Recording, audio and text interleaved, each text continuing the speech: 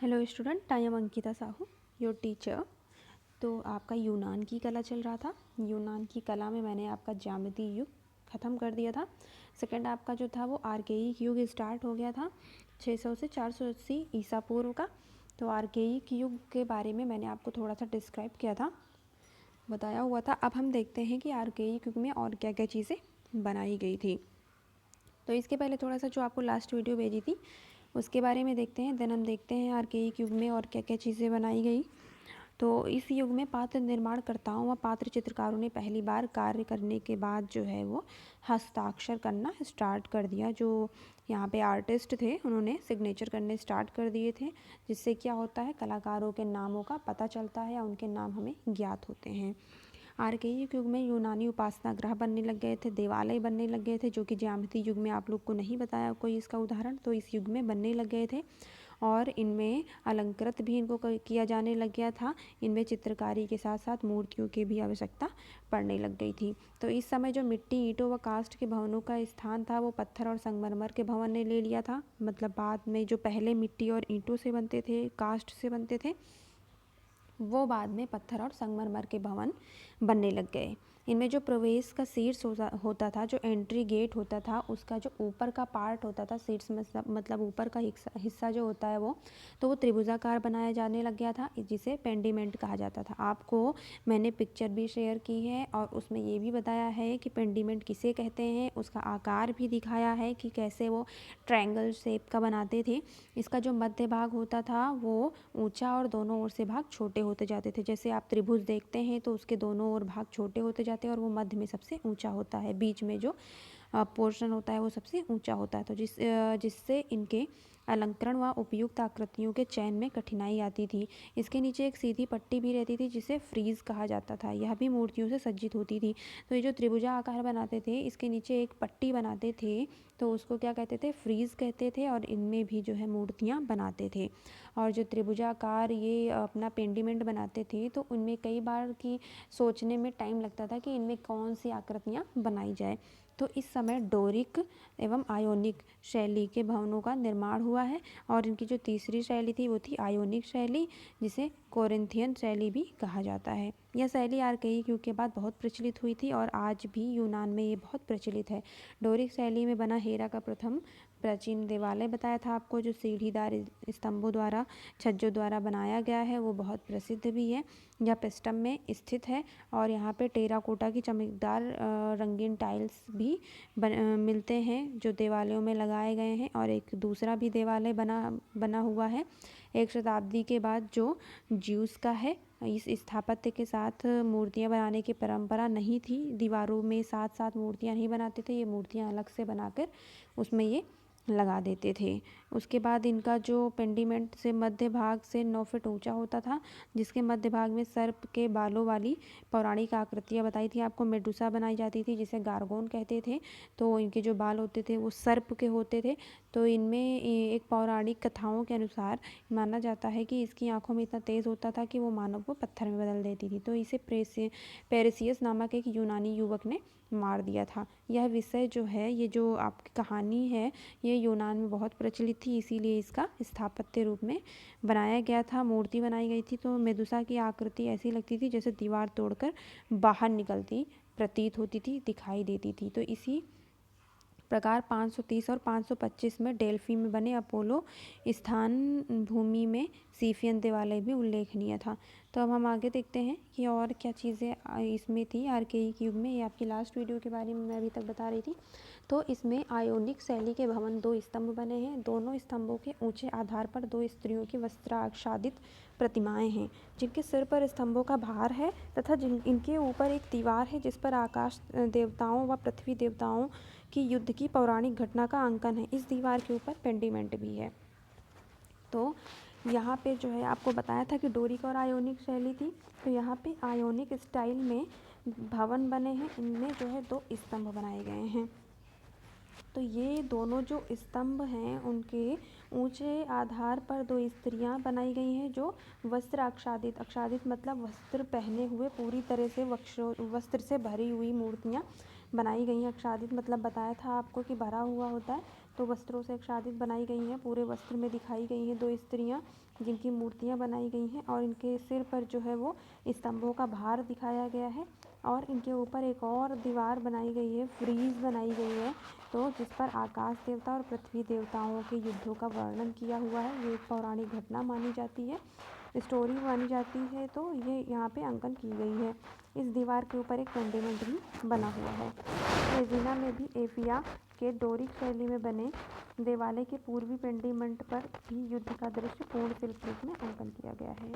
तो ये जो है एजिना जगह का नाम है। तो एजिना में भी एक एफिया के डोरिक स्टाइल में इन्होंने एक देवालय 2 स्थान और बनाया है, जो पूर्वी पेंडेंट पर भी युद्ध का दृश्य पूर्ण शिल्प रूप में अंकन है। तो जो पेंडेंट इनका जो त्रिभुजाकार बनाते थे उसमें ये युद्ध का दृश्य दिखाया गया है इसमें।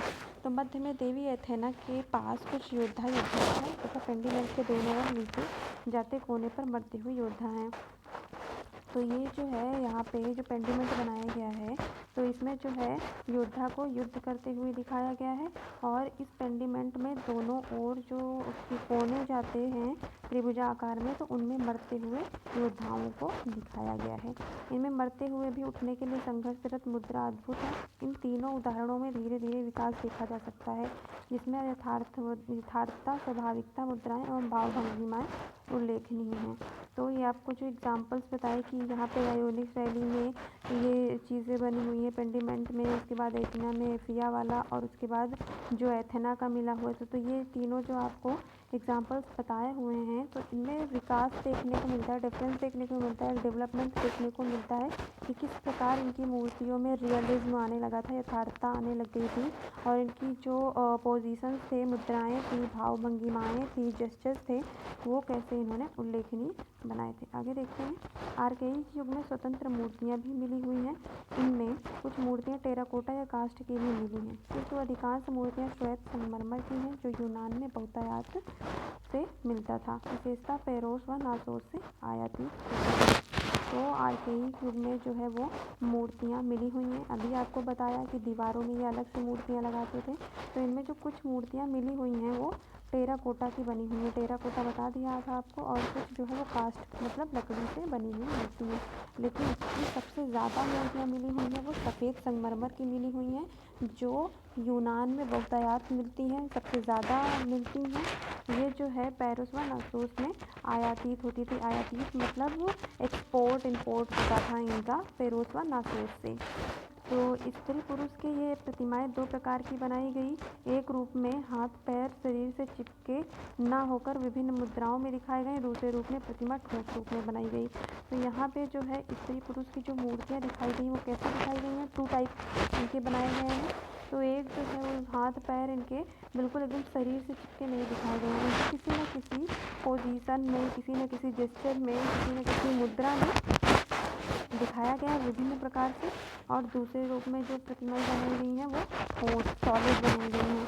पहला प्रभाव मिस्र से आया, जिनकी मुद्रा व केश विन्यास पूर्णतः मिस्री है तथा त्रिकोणात्मक मुखाकृति ज्यामिति कालीन है।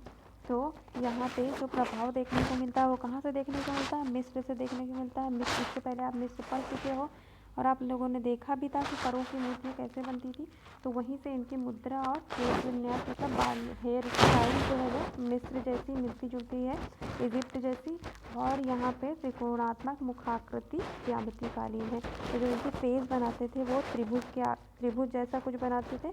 तो ये जो है वो ज्योमेट्रिकल आपका चल रहा था जो पीरियड, उससे रिलेटेड दिखाई गई है। दूसरा प्रभाव जो है आयोनिक से आया, जिसमें यथार्थ रूप के निरूपण अधिकाधिक मिलता है। ये प्रतिमाएं चमकदार जीवंत रंगों से रंगी दी गई।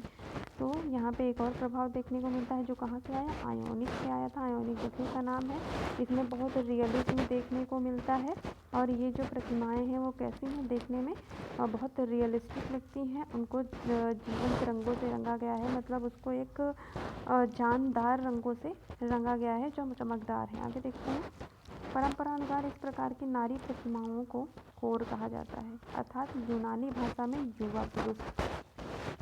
तो ये जो यहाँ पे प्रतिमाएं बनी थी, जो आपको बताया था कि मिस्र से प्रभावित थी, केश विन्यास और ये मुखाकृत त्रिकोणाकार थी, और यहाँ पे आपको बताया था स्त्री पुरुष की प्रतिमाएं जो है वो हाथ पर चिपक नहीं थी और सॉलिड बनाई गई थी।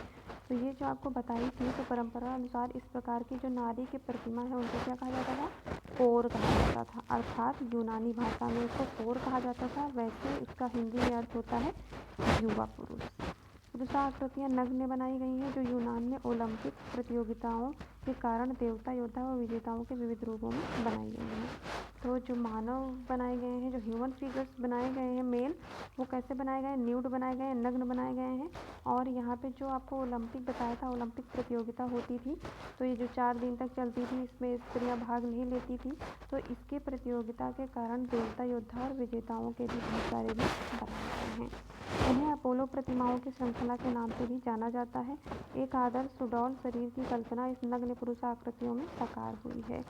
तो ये जो यहाँ पे मूर्तियाँ बनी हुई हैं, ये जो योद्धा की, विजेता की और यहाँ पे विजेताओं की, ये सारी जो देवताओं की जो मूर्तियाँ बनी हुई हैं वो कैसी मानी जाती है कि अपोलो की एक श्रृंखला है, मतलब एक कड़ी है, उसी की बनाई गई है आगे। तो ये जो है एक आदर्श और सुडौल शरीर की कल्पना की इन्होंने, जो न्यूड मेल फिगर में बनाई है।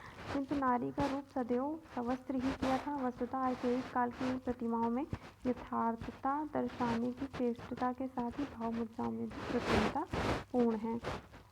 तो यहाँ पे जो मेल फिगर्स बनाई गई हैं, नारी की जो आकृतियाँ मिली हुई हैं, वो कैसी बनाई गई हैं? वस्त्र पहने दिखाई गई हैं, उनको नहीं दिखाया गया है पुरुषों की तरह। तो वस्तुतः ये जो है आर्केइक काल की प्रतिमाओं में क्या देखने को मिलता है? यथार्थता, मतलब बहुत रियलिज्म देखने को मिलता है। और इनके जो भाव मुद्राएं हैं वो कैसे कृत्रिमतापूर्ण, मतलब थोड़ा बनावटी देखने में लगते हैं। चेहरों पर दर्शाई गई कृत्रिम आर्टिफिशियल कह लो आप, कृत्रिम मतलब आर्टिफिशियल। तो चेहरों पर दर्शाई गई कृत्रिम मुस्कान इस युग की मूर्तियों की विशेषता है, जो आर्केइक मुस्कान के नाम से प्रसिद्ध है। तो इनके जो ह्यूमन फिगर्स बनाए गए हैं, तो उनके फेस पे जो मुस्कान दिखाई गई है, तो वो इनकी मुख्य विशेषता मानी गई है। जैसे आप लोग देखते हो बुद्धा के फेस पे शांत स्वभाव दिखाया जाता है, भाव दिखाए जाते हैं, तो उसी प्रकार जो यहाँ की मूर्तियाँ बनती थी उनमें क्या दिखाया गया है? कृत्रिम मुस्कान, मतलब आर्टिफिशियल स्माइल दिखाई गई है। तो वो जो है यहाँ पे उसको आर्केइक मुस्कान नाम से प्रसिद्ध माना गया है। तो आपका ये था आर्केइक युग। अभी आपको पिक्चर्स भी शेयर करूँगी, जो चीज़ें पढ़ाई हैं मैंने उनकी नेक्स्ट वीडियो में। तो इस वीडियो से रिलेटेड अगर आपको कोई चीज़ें नहीं समझ में आ रही हो, जो भी अभी तक मैंने आपको यहाँ पे 3 एग्जाम्पल्स बता दिए हैं आर्केइक युग के, ये बहुत इंपॉर्टेंट है आपका। इसमें स्थापत्य का सारा बताया गया है कि किस प्रकार इनके पेंडेमेंट बनते थे, किस प्रकार इनका स्थापत्य आर्किटेक्चर बनता था। तो ये सारी चीज़ें आप लोग जो चीज़ें इनसे रिलेटेड नहीं समझ में आ रही हैं, उनके स्थापत्य से रिलेटेड, तो उसे जूम मीटिंग पर डिस्कस करें या मैसेज कर पूछ सकते हैं। Thank you.